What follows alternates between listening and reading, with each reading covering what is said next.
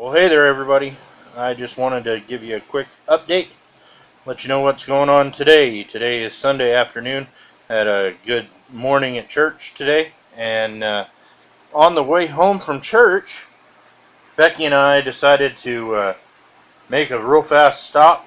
We saw a yard sale on the side of the road, and Becky and I really enjoy yard sales a lot, so we decided to pull over, and guys, I scored.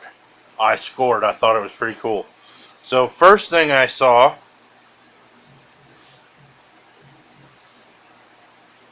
was this bad boy here. If you can tell from the video, it's pretty clean. There are all of the teeth seem to be good and clean. There isn't any real bends or tweaks to it. All the teeth on the side aren't in good shape, and then even on this side is good and clean and in good shape. I saw this and I thought, man, look at that thing, that's awesome. They didn't have a price on it. It says on the stamp on it that it is a Stilets brand rasp, and man, oh man, it's a nice looking piece. I'm debating whether to keep it and use it as a rasp or toss it in the forge. I don't have a bunch of rasps to be able to make anything with, to use this kind of steel for anything. I'm excited to be able to do that as I can get some rasps that are in kind of worn out shape, but this one just seems too good to really do that with. So I may use this one for a while and start hot filing some steel with it and stuff like that, and then once this one's worn out, then use it. So that was piece number one that I found. Piece number two that I found was this old Craftsman 4-inch C-clamp. Just a good C-clamp. I mean, you guys know you can't go wrong with a good C-clamp in the shop to be able to hold stuff down with. And then lastly, I like old stuff, and old tools and stuff are pretty cool. I saw this. This is an old, and I don't even know how you exactly pronounce it. I'm probably going to slaughter this, and somebody please correct me in the comments if I'm incorrectly pronouncing it.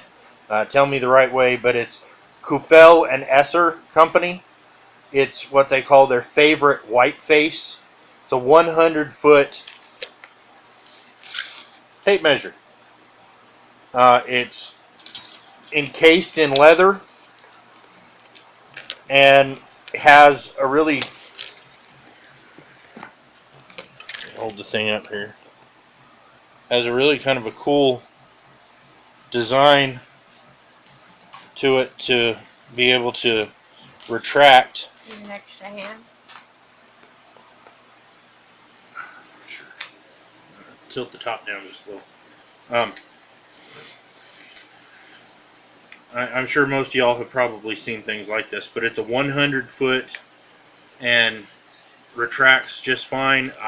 From what I've seen, it's in good shape, and like I said, the design of it here is pretty cool. It is the right way here. There we go. It's a really neat design, and I saw it and I was like, oh man, that's cool, and red leather outer coating on it and everything. It's in real good shape. It's a nice looking little tape measure, and I'll be honest with you, Becky and I have this rule when we go to a yard sale or a thrift store or something like that and see something. We look at each other and we ask the question, how much do you like that thing? As far as for the price that you're willing to pay for it. Do you like it $1? Do you like it $2? Do you like it $5? How much do you like it for?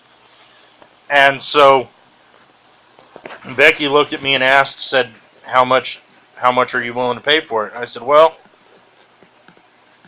if I can get them to take $1 for these and $1 for this, and they say I can have all of it for $2, then with all of it for $2, I'll take it. But if it's more than that, no, I'll pass. So we get up to the lady that was running the thing and said, okay, how much you want for this stuff?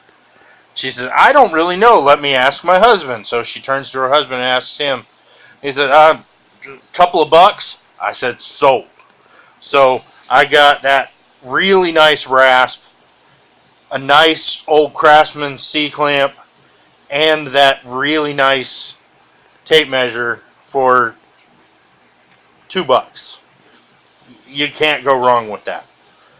I have been in the shop working. I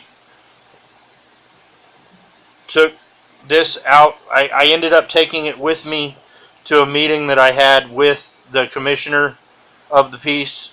I took it with me to have him take a look at it in his hand while I was at a meeting with him for something else. And he had a couple of notes, and I was able to address those notes that he had, and was able to take care of those issues. And I think he's going to be really happy with it. I know I'm really happy with it. At this point, I've got about all of the rough grinding done that I'm going to do on it. I still need to kind of clean up on the fuller a little bit, but I'm going to be doing that with a Dremel tool. And I still need to drill my holes for my pins, and then after I drill the holes for the pins, I will be doing a quench on it and then getting ready to handle it. While I was out there the other day cleaning that up, I decided, I said this in my last video, that I decided I was going to try to do this leaf thing, since everybody seems to be doing leaves and things, and I've never done a leaf before, so I decided I was going to do a leaf. So I had a hunk of coil spring handy, so I sat down with my coil spring and started forging this thing out. It took me about 10 minutes, maybe 15 minutes to forge out the shape, and then I pulled out the chisels and started putting in some feathering in there for the veining. Got those put in there.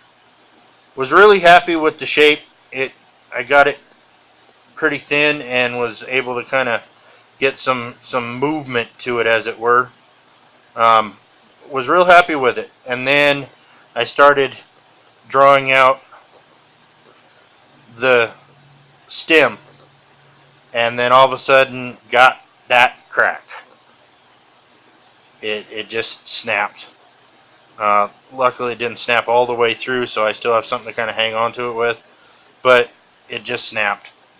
And instead of continuing to try to chase it and try to fix it, I just thought, you know what, I maybe used 1.5 inches, 2 inches of coil spring to get all this drawn out. To continue trying to chase something for that little amount of coil spring just wasn't worth it to me. So anyway, I'll try it again. Like I said, I'm real happy with the way the shape of the leaf came out, and I was real pleased with the progress I was able to get with the veining and everything for a first attempt at a feather. To do this in about 10-15 minutes, I was real happy with it. So yeah, so that is what I have been up to in the shop in Overall Forge. I have plans to get out there this week and continue working on this Bowie knife. I am going to try to get out there and work on Mr.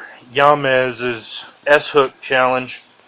I don't know whether I'm going to do this pyramid challenge, just honestly, James, because I don't have a bunch of pieces of steel that I need to make a bunch of pyramids for. And instead of making a bunch of pyramid shapes that I don't have any other use for them, I think I'm going to pass on this pyramid challenge. But I could use a couple of S-hooks, and so I think I'm going to make an S-hook or two just to say that I did it, and I'll film the process. So anyway, God bless you guys. Thank you for watching. Give me a like, a comment, subscribe, share the video if you can, because I believe, at 56 subscribers now, and before YouTube jail, I was at 97, so I'm halfway there. But we still have a long way to go to get me to 100. And guys, I got a giveaway plan for 100 that I had planned before I got shut down. So anyway, share, let folks know about the channel and what's going on. And we will see you soon. God bless you.